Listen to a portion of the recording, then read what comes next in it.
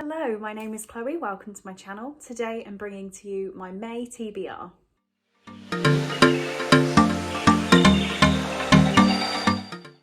So we're not even that far into April, but for some reason I'm in a really big filming mood, so I wanted to film my TBR. It also will help me pre-plan a bit more in May with what I'm actually reading and when. This is just going to be my basic TBR. I believe there is a readathon coming hosted by Ashley from a Frolic Through Fiction, but we don't know anything about that yet at the point of filming this, so I'm going to do a separate video when that comes up. But yeah, it's just time to get a get ahead on my filming and scheduling of videos, because I've been leaving it a little bit last minute lately, and that's always stresses me out, so I wanted to get this done for you. So to talk about today, I have 6 books that are buddy reads I want to get to, 1 book that was sent to me by the author that I'd really like to pick up and give a chance because I felt like I haven't got to it quick enough, and then I have remodeled my TBR jar because I have too many unread books now. We did have Terence the TBR tortoise. He just isn't big enough for all of my unread books. So what I've actually done is got this really cute box from IKEA, written down the names of all of my unread books and put them on pieces of paper. So it's going to be a pick in and grab 3 of those, I think. I want to get my TBR up to 10 books. I feel like that is perfectly achievable for me, especially with extras. And yeah, I just feel like for me that's a good number. And gives me a chance to mood read as well, which I'm pretty excited for. So let's start off. Everybody now who watches my videos on a regular occurrence will know that I always have a buddy read with Emily from Novel Novels. Our buddy read this month is Lullaby by Layla Slimani. This is a pretty short book. It's only going to take us 4 days to read on our normal buddy read schedule. I had heard originally that this was a thriller, and then I was warned by several members of the community that it is not. It is more of a literary fiction kind of thing. So it just wasn't what a lot of people expected going in. I definitely expected a thriller, so it does say, is Lullaby the next Gone Girl? This author's book on a killer nanny is a must read. So who really knows? So let me read you the blurb because I obviously don't know what it's about. It says, when Miriam, a brilliant French-Moroccan lawyer, decides to return to work, she and her husband are forced to look for the perfect caretaker for their 2 young children. They never dreamed they would find Louise, a quiet, polite, devoted woman who sings to children, cleans the family's chic apartment in Paris's upscale 10th arrondissement? Look at me trying to go French. Oh my god, that's just embarrassing. Can I crop that out? Stays late without complaint and hosts enviable birthday parties. The couple and their nanny become more and more dependent on each other, and as jealousy, resentment and suspicions increase, Miriam and Paul's idyllic tableau is shattered. Lullaby is a compulsive, riveting and bravely observed exploration of power, class, race, domesticity and motherhood, and the English language debut of an immensely talented writer. Yeah, so this has been translated by Sam Taylor. I want to say excited. I'm not excited. I am really daunted by this book. It is so small though, so I feel like if I don't enjoy it, it's going to be a quick one. Me and Emily haven't had that much luck with buddy reads lately, so let's hope this is a good one. Next one that's been in the works for quite a while, that is The Heir by Kira Cass. So I'm going to be reading this with Helen and Becca throughout the month. This is book number 4 of the selection series, I think. Yeah, book 4.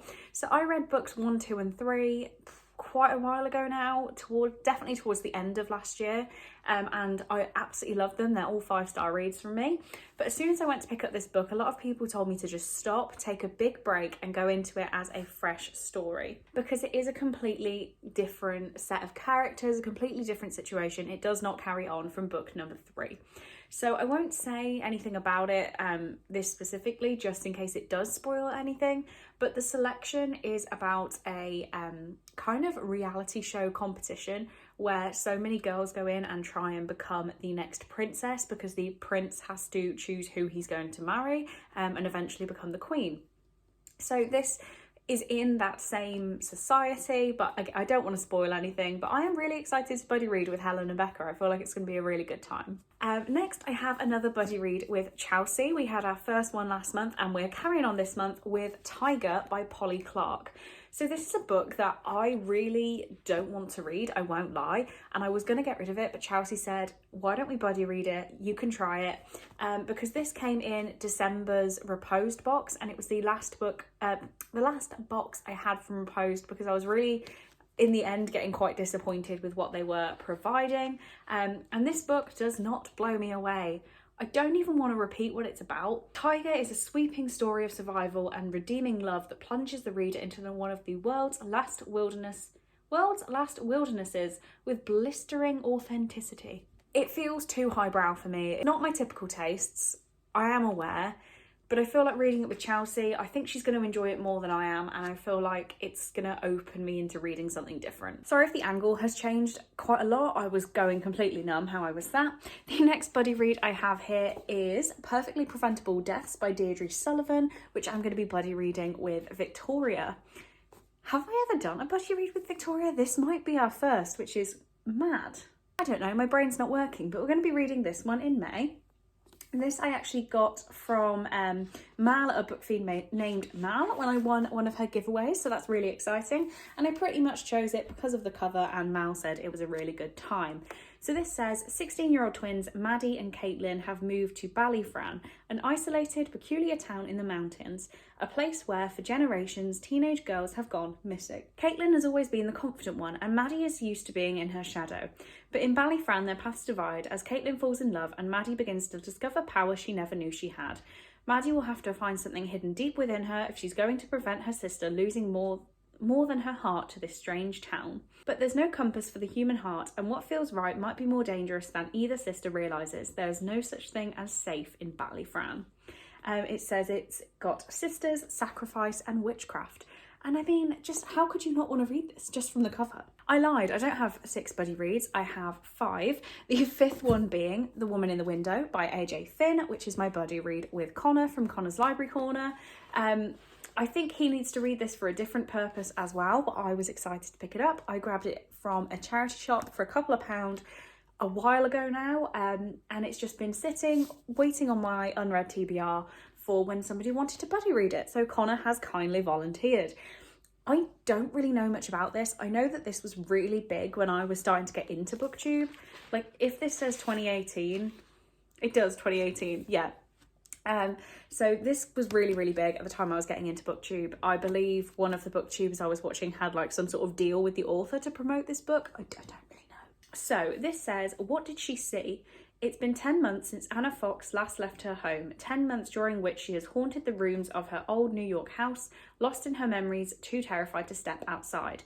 Anna's lifeline to the real world is her window, where she sits, watching her neighbours. When the Russells move in, Anna is instantly drawn to them. A picture-perfect family, they are an echo of the life that was once hers.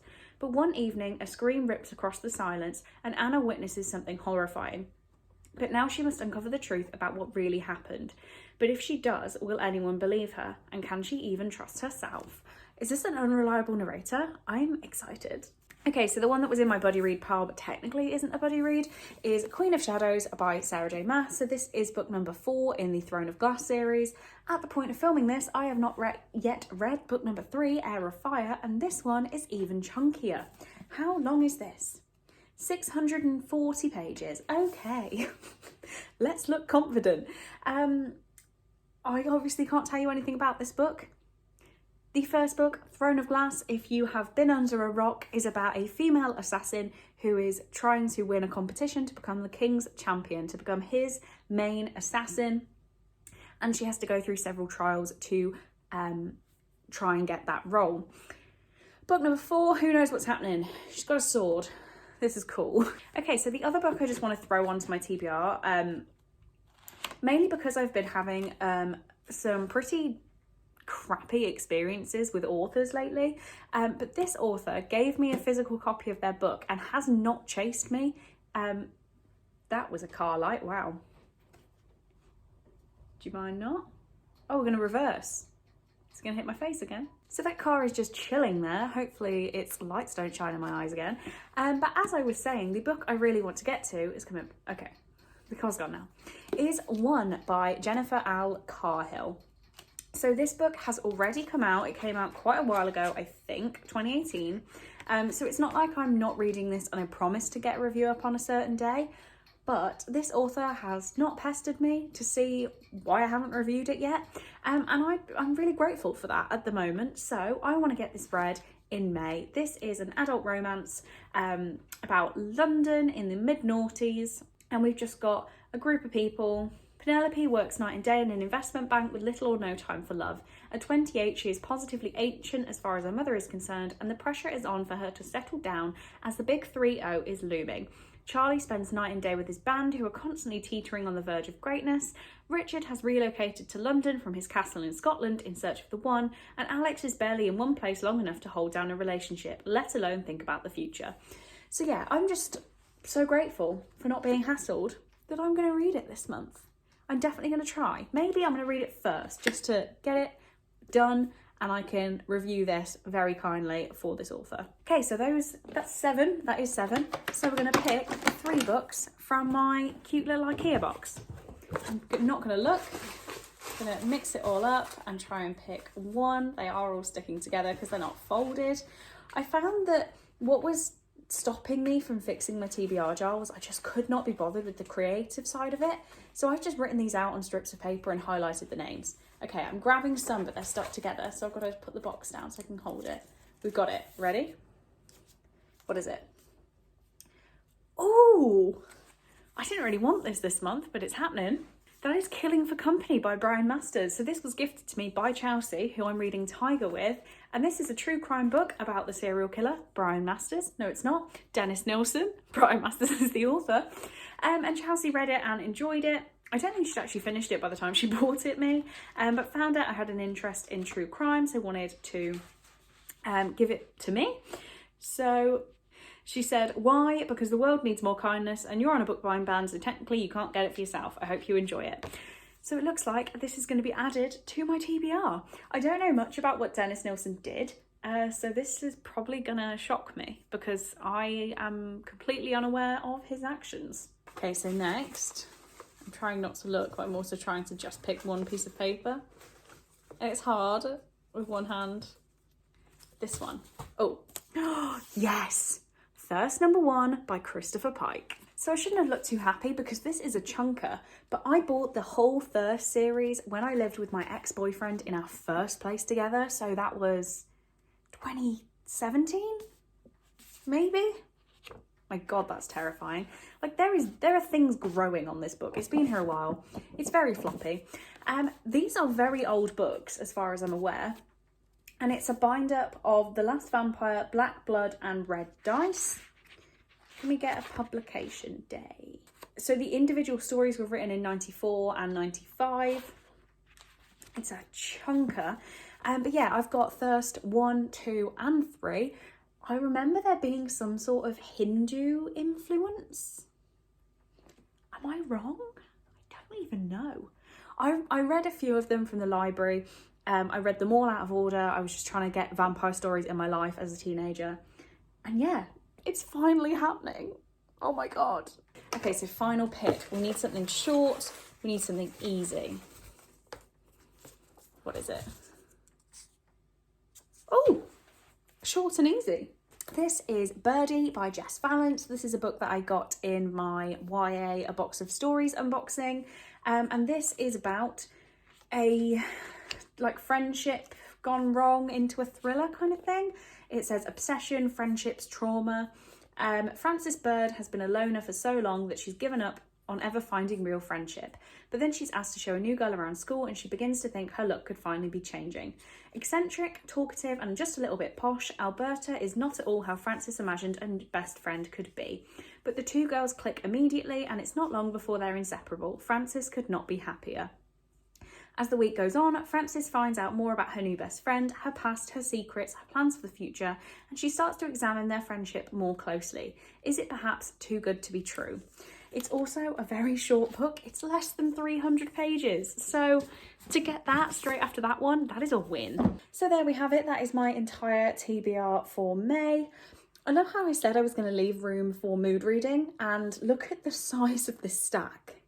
I need to remember it's not the number of books, it's the size, because these are all pretty chunky. But yeah, on that note, that is all I really have to say today. So thank you very much for watching. If you have read any of these books and you have opinions, please do let me know. I will be very excited to hear them and talk to you about them in the comments.